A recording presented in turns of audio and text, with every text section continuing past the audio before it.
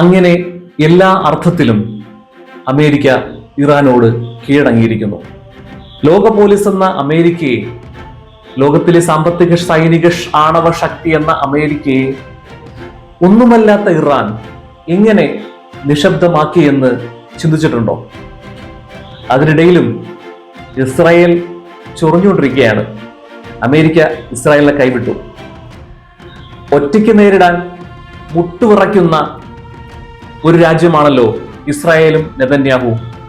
കുറെ ആയുധങ്ങൾ കയ്യിൽ വെച്ചുകൊണ്ട് പാവപ്പെട്ട രാഷ്ട്രങ്ങളുടെ മേൽ കുതിര കയറുന്ന, ആക്രമിക്കുന്ന, കുട്ടികളെ കൊല്ലുന്ന, നാശം വിതയ്ക്കുന്ന, ലോകത്തിന്റെ ക്യാൻസർ എന്ന് വിശേഷിപ്പിക്കാവുന്ന ഇസ്രായേൽ എന്ന് പറയുന്നില്ല, നെതന്യാഹു കുറച്ച് മന്ത്രിമാരും. ഇസ്രായേൽ എല്ലാവരും ഇതുപോലെ ക്രൂരന്മാരല്ലെന്ന്. പക്ഷേ ഇറാനോട് ഒറ്റയ്ക്ക് മുട്ടാൻ ധൈര്യമില്ല, വിറയ്ക്കും. അങ്ങനെയാണല്ലോ ഇസ്രായേൽ അമേരിക്കയെ കൂട്ടുപിടിച്ച് അടിച്ചത്. പക്ഷേ അമേരിക്കയ്ക്ക് ഏറ്റ തിരിച്ചടി. എന്തായാലും കാര്യത്തിലേക്ക് വരാം.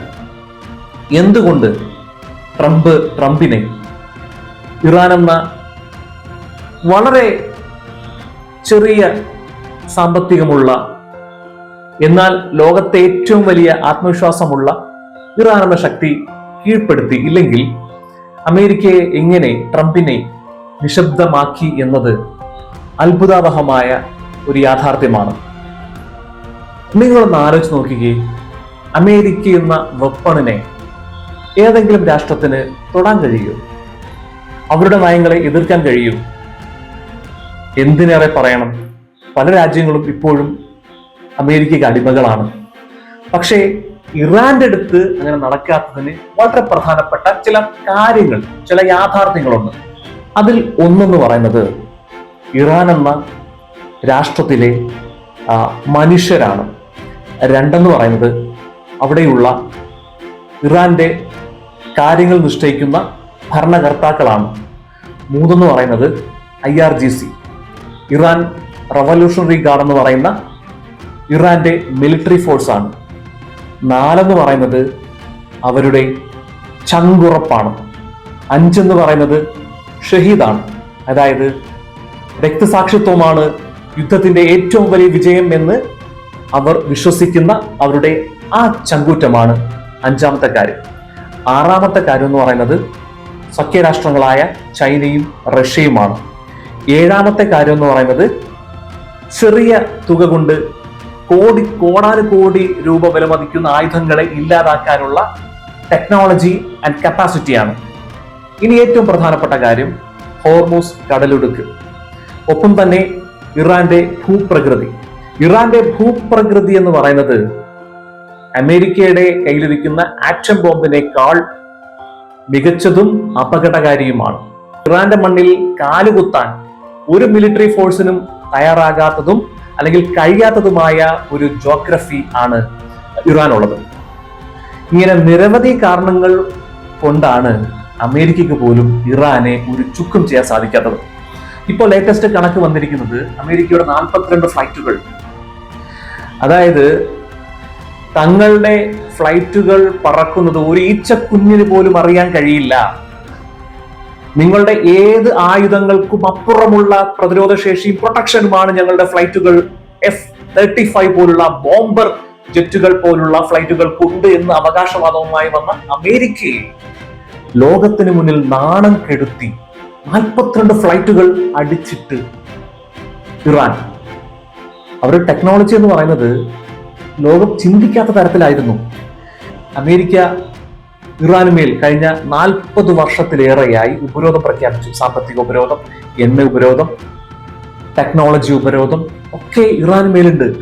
പക്ഷേ അവിടെയാണ് ആരും അറിയാതെ, ആരും ചിന്തിക്കാത്ത രീതിയിൽ സ്വന്തം രാജ്യത്ത് നിന്നുകൊണ്ട് റഷ്യയുടെയും ചൈനയുടെയും ഒക്കെ സപ്പോർട്ടിൽ അവർ ആയുധങ്ങൾ ഉണ്ടാക്കാൻ തുടങ്ങിയത്. ആയുധങ്ങൾ എന്ന് പറഞ്ഞാൽ അമേരിക്കയ്ക്കൊന്നും സ്വപ്നം പോലും കാണാൻ കഴിയാത്ത ആയുധം. 5-6 ബില്യൺ വിലയുള്ള റഡാറുകളും അതുപോലെ തന്നെ അവരുടെ പ്രതിരോധ സംവിധാനങ്ങളൊക്കെ വെറും 10-15-20 ലക്ഷം രൂപ വിലയുള്ള ഡ്രോണുകൾ കൊണ്ട് നശിപ്പിക്കാൻ കഴിയുന്ന അത്രയേറെ ടെക്നോളജി അവർ സ്വന്തമായി വികസിപ്പിച്ചെടുത്തു. അവർക്കറിയാം എന്ത് 25 വർഷം മുമ്പ് തന്നെ അവർ കരുതിയിരിക്കുകയാണ് ഇസ്രായേലിന്റെയും അമേരിക്കയുടെയും അക്രമം അവർക്കറിയാം നടക്കുമെന്ന്.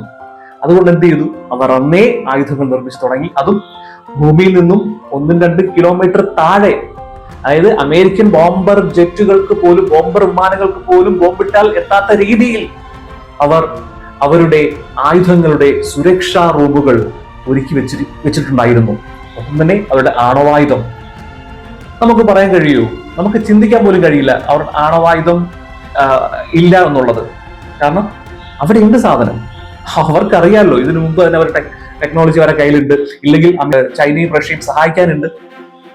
അപ്പൊ തീർച്ചയായിട്ടും നമുക്ക് പറയാൻ കഴിയും അവരുടെ കയ്യിൽ ഇതല്ല, ഇതിനപ്പുറമുള്ള ആയുധങ്ങളുണ്ടെന്ന്. പലപ്പോഴും അവരുടെ മന്ത്രിമാർ, അവിടെയുള്ള IRGCയുടെ അധികാരികൾ പറയാറുണ്ട്, ലോകത്തിന് സ്വപ്നം പോലും കാണാൻ കഴിയാത്ത അത്ര ആയുധം ഞങ്ങളുടെ കയ്യിലുണ്ട്. ഞങ്ങൾ ഇത്രയും നാളും ഇട്ട് കളിച്ചത് ഞങ്ങളുടെ വെറും കളിക്കോപ്പുകൾ മാത്രം. ഞങ്ങളുടെ ആയുധത്തിന്റെ 20% പോലും നിങ്ങൾ ലോകം കണ്ടിട്ടില്ല. ഞങ്ങളുടെ കയ്യിലിരിക്കുന്ന ആയുധത്തിന്റെ പവർ നിങ്ങൾ കാണുകയാണെങ്കിൽ നിങ്ങൾക്ക് ഹാർട്ട് അറ്റാക്ക് വന്ന് മരിക്കും എന്ന് പോലും പറഞ്ഞ കാര്യങ്ങളുണ്ട്. അല്ലെ, അത്രയേറെ ടെക്നോളജി പരമായിട്ടുള്ള ആയുധങ്ങൾ അവരുടെ കയ്യിലുണ്ട്. അതല്ലേ അമേരിക്കയെ ട്രംപൊക്കെ എന്ത് ഭീഷണി മുഴക്കിയാലും ഓടാ പുല്ലേ നീഞ്ഞു വാ, നിന്നെ ഞങ്ങൾ കാത്തിരിക്കുകയാണ്, ധൈര്യമുണ്ടെങ്കിൽ ഞങ്ങളെ മണ്ണിലേക്ക് വരൂ, ഇല്ലെങ്കിൽ ഞങ്ങൾ ഒരിക്കൽ കൂടി ഞങ്ങൾ ആക്രമിക്കൂ എന്ന് ധൈര്യമായിട്ട് ഇറാൻ വിളിച്ചു പറയണമെങ്കിൽ അവരുടെ കയ്യിൽ എന്തുണ്ട്? ആയുധങ്ങളുണ്ട്, ടെക്നോളജി ഉണ്ട്. ലോകത്തിന് കാണാൻ പറ്റാത്ത, അല്ലെങ്കിൽ ലോകം ചിന്തിക്കാൻ കഴിയാത്ത അത്ര ടെക്നോളജിയും ആയുധങ്ങളും അവരുടെ കയ്യിലുണ്ട്. അത് ഇപ്പോ അമേരിക്കൻ ഇന്റലിജൻസിനും IBക്കൊക്കെ മനസ്സിലായി. ഓക്കെ, അത് ഒരു പ്രധാനപ്പെട്ട കാര്യം. മറ്റു കാര്യങ്ങൾ പറയുകയാണെങ്കിൽ റഷ്യയും ചൈനയും, ചൈന ഓൾറെഡി ഇറാന് ചാര ഉപഗ്രഹം, അതായത് ആകാശത്തിരുന്നു കൊണ്ട് എവിടൊക്കെയാണോ ടാർജറ്റുകൾ എന്ന് നിശ്ചയിക്കാൻ കഴിയുന്ന, കാണാൻ കഴിയുന്ന ഉപഗ്രഹങ്ങൾ ഓൾറെഡി ഇറാൻ മുമ്പേ പർച്ചേസ് ചെയ്തിട്ടുണ്ടായിരുന്നു. അത് മാത്രമല്ല, റഷ്യയുടെ ആ ഒരു ഉപഗ്രഹത്തിന് റഷ്യയുടെ സഹായമുണ്ട്. റഷ്യ ഇൻഫർമേഷൻ കൊടുക്കുന്നുണ്ട്. ആകാശത്തെ കണ്ണുകൾ കൊണ്ട്, ചാര ഉപഗ്രഹങ്ങൾ കൊണ്ട് അമേരിക്കയുടെ താവളങ്ങൾ എവിടെ, അവരുടെ ഫ്ലൈറ്റുകൾ എവിടെ, അവരുടെ കപ്പലുകൾ എവിടെ. എന്തിനേറെ പറയണം, അമേരിക്കൻ സേനയുടെ ഒരു ചെറിയ വാഹനം പോലും ടാർഗറ്റ് ചെയ്യാനും അത് പൊട്ടിക്കാനുമുള്ള അത്രയും ടെക്നോളജിയും അത്രയും സൂക്ഷ്മമായ കണ്ണുകളും, ചാരക്കണ്ണുകളും അവർക്കുണ്ട്. അതുകൊണ്ടാണല്ലോ ഗൾഫ് രാഷ്ട്രങ്ങളിലെ എല്ലാ അമേരിക്കൻ ബേസുകളും ഇറാൻ അറ്റാക്ക് ചെയ്തത്. സിമ്പിൾ ആയിട്ട് പുല്ല് പോലെ അറ്റാക്ക് ചെയ്തത്. അവിടുത്തെ പട്ടാളക്കാർക്ക് ഓടി രക്ഷപ്പെടുകയാണ്. ചിലരൊക്കെ മരിച്ചു, ചിലർക്കൊക്കെ പരിക്കേറ്റു, വിമാനങ്ങളൊക്കെ തകർന്നു. ഒന്ന് ആലോചിച്ച് നോക്കി, അമേരിക്കയുടെ ബേസുകളെ അറ്റാക്ക് ചെയ്ത് ഇപ്പൊ അമേരിക്കൻ ബേസിലൊന്നുമില്ല. അവരൊക്കെ തിരിച്ച് നാട്ടിലേക്കും ഹോട്ടൽ റൂമിലേക്കും പട്ടാളത്തിലേക്ക് താമസിക്കുന്നത്.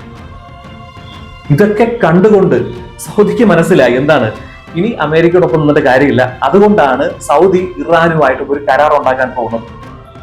മറ്റു രാജ്യങ്ങളൊക്കെ അതിനുവേണ്ടി തയ്യാറാ നിൽക്കുന്നത്. ഇതിൽ ചതിയന്മാരായിട്ട് UAE മാത്രമേ ഉള്ളായിരുന്നു. അല്ലെങ്കിൽ കുറെ മലയാളികൾക്ക് ജോലി കൊടുക്കുന്നു എന്ന് പറഞ്ഞ് സ്നേഹിച്ച UAE, ദുബായ്, അവരായിരുന്നു ഇസ്രായേലിന്റെ ഏറ്റവും അടുത്ത കൂട്ടുകാരൻ, ഒറ്റുകാരൻ, ചാരൻ. അവർക്ക് വേണ്ടത് പണവും മറ്റ് കാര്യങ്ങളും മാത്രമാണ് ദുബൈയിലെ ഭരണാധികാരികൾക്ക് വേണ്ടത്. അതുകൊണ്ടാണ് ഇസ്രായേലുമായിട്ട് ചേർന്ന് ഇറാനെ ആക്രമിക്കുകയും ഇറാന്റെ മക്കളെ കൊന്നൊടുക്കുകയും ചെയ്തത്. 160 വരെയൊക്കെ കൊന്നത് അതുമായിട്ട് ബന്ധപ്പെട്ടൊക്കെയാണ്. അതൊരു ചതിയൻ രാഷ്ട്രമാണ് ദുബായ് എന്ന് നമുക്ക് പറയേണ്ടി വരും. തീർച്ചയായും അങ്ങനെ തന്നെയാണ്. ഓക്കെ, അതോടെ നിൽക്കട്ടെ, നമുക്ക് പോയിന്റിലേക്ക് വരാം.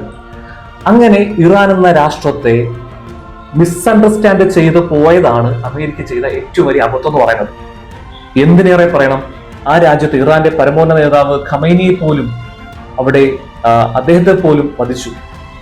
അദ്ദേഹത്തെ വെച്ച് വേറൊന്നുമല്ല, അദ്ദേഹം രക്തസാക്ഷിത്വം ആഗ്രഹിച്ചു തന്നെയാണ് മരണം വരിച്ചത്. അദ്ദേഹം ഖമൈനി കൊല്ലപ്പെടുന്നതിന്റെ തലേ ദിവസം പോലും റഷ്യയുടെ ഇൻഫർമേഷൻ ഉണ്ടായിരുന്നു, നിങ്ങൾ അപകടത്തിലാണ്, നിങ്ങളെ ടാർഗറ്റ് ചെയ്യുന്നുണ്ട്, നിങ്ങളുടെ ജീവൻ രക്ഷിക്കാനായിട്ട് നിങ്ങളും കുടുംബവും ഒന്നുകിൽ അണ്ടർഗ്രൗണ്ടിലേക്ക് പോയി ഒളിത്താവളത്തിൽ സുരക്ഷിതമായി ഇരിക്കുക, അല്ലെങ്കിൽ ഞങ്ങളുടെ രാജ്യത്തേക്ക് വരിക, ഞങ്ങൾ പ്രൊട്ടക്ട് ചെയ്യാം.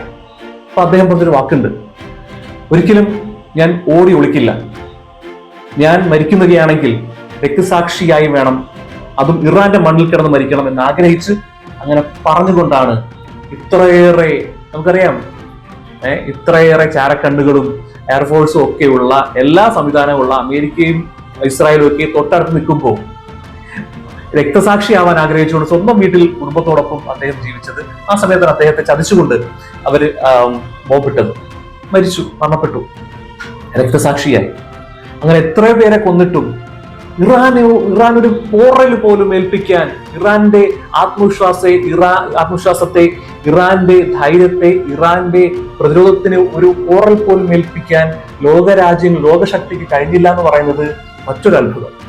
അങ്ങനെ എല്ലാ അത്ഭുതങ്ങളും കൂടി ചേർന്നാണ് ലോക പോലീസ് എന്ന അമേരിക്കയെ നിശബ്ദമാക്കി മാറ്റിയത്. ലോകത്തിന്റെ ക്യാൻസർ എന്ന ഇസ്രായേലിനെ മുട്ടുവിറപ്പിച്ച് ഒരു മൂലക്കിരുത്തിയിരിക്കുന്നത്. ഇറാനെ തൊടാൻ ലോകത്ത് ആർക്കും കഴിയില്ല എന്നുള്ളതാണ് യാഥാർത്ഥ്യം. റഷ്യ പറഞ്ഞതുപോലെ ഇറാൻ ലോകത്തിന്റെ വൻ ശക്തിയായി വളർന്നു കഴിഞ്ഞു. ശരിയായിരിക്കാം, ഇനി ലോകം ഭരിക്കുന്നത്, ലോകത്തിന്റെ നിയന്ത്രണം റഷ്യ, ചൈന, ഇറാൻ പോലുള്ള രാജ്യങ്ങളുടെ അച്ചുതണ്ടായിരിക്കാം, അല്ലെങ്കിൽ അവർ ആയിരിക്കാം. അതൊക്കെ മനസ്സിലാക്കിക്കൊണ്ടാകണം ട്രംപ് ഇന്നലെ ഒരു പ്രസ്താവന ഇറക്കിയിട്ടുണ്ട്. ഇറാനുമായി ഞങ്ങൾ കൈകോർക്കുകയാണ്, ഞങ്ങൾ കരാറിലേക്ക് എത്താൻ പോവുകയാണ്, ഇറാനുമായി ഒരുമിച്ച് സഹകരിച്ച് മുമ്പോട്ട് പോകും എന്നുള്ളത്.